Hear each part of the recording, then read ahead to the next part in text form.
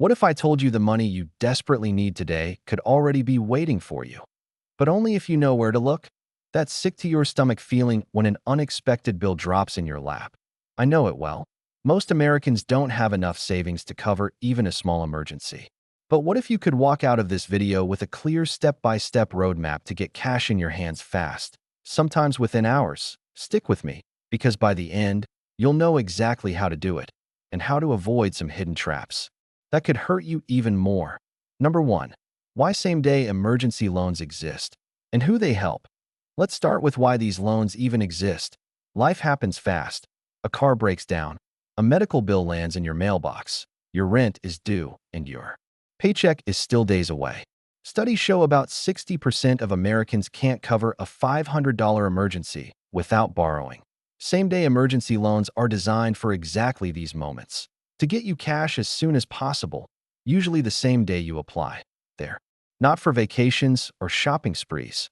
They're for survival. Here's an example. Jenna in Texas woke up to find her water heater had flooded her apartment. She didn't have the $700 she needed for a plumber. By applying for an online emergency loan at 9 a.m., she had money in her checking account by 2 p.m. It saved her from more damage fees. But how does this actually work? Let's walk through it. Number 2. Types of same-day emergency loans you can get. Not all emergency loans are the same, and knowing your options helps you make smarter choices.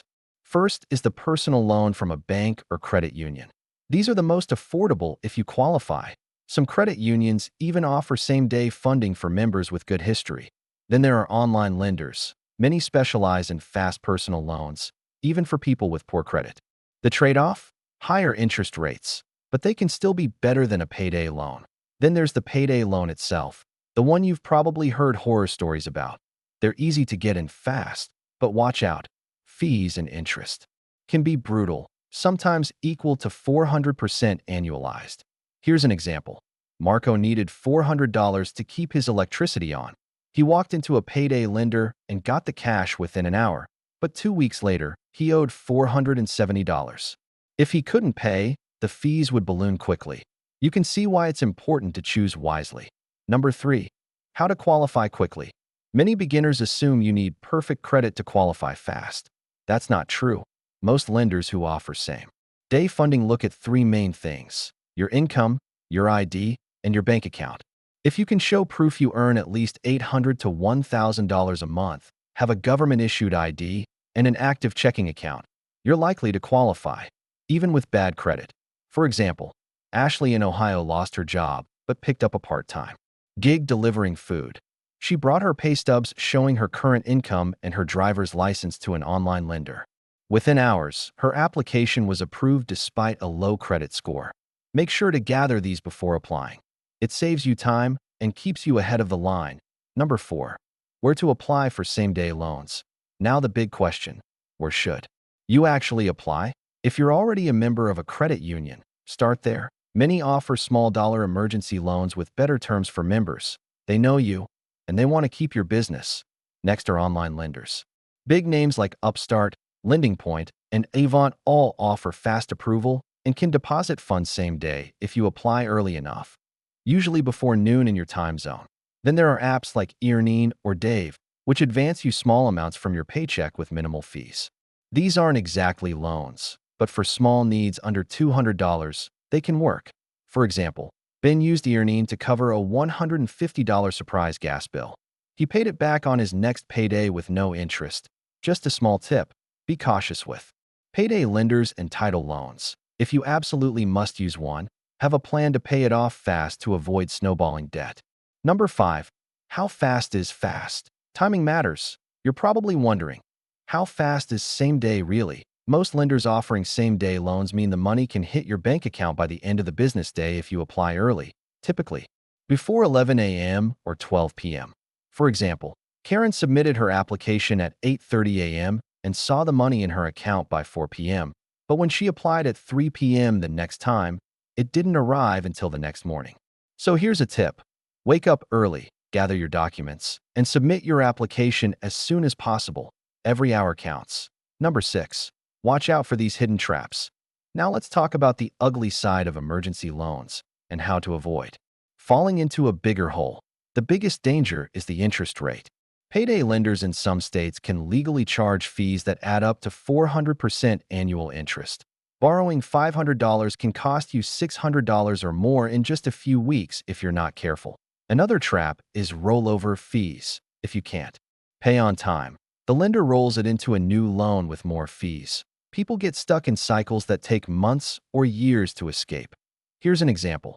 Paul borrowed $300 from a payday lender. After 4 rollovers and endless fees, he had paid back more than $1,200 and still owed money. The best way to protect yourself is to read the loan terms carefully and plan your repayment before you borrow. If something seems too good to be true, it usually is. Number 7. Alternatives you may not have thought about. Before you click apply, know that there may be other ways to get cash fast, without the high fees. Some employers offer paycheck advances at little to no cost. HR won't usually advertise it, so ask. If you have a credit card, a cash advance can be expensive, but it's often still cheaper than a payday loan. You can also borrow from friends or family, though that's not easy for everyone. And if you have something of value, consider a pawn shop loan. They're not perfect, but at least they don't affect your credit if you default.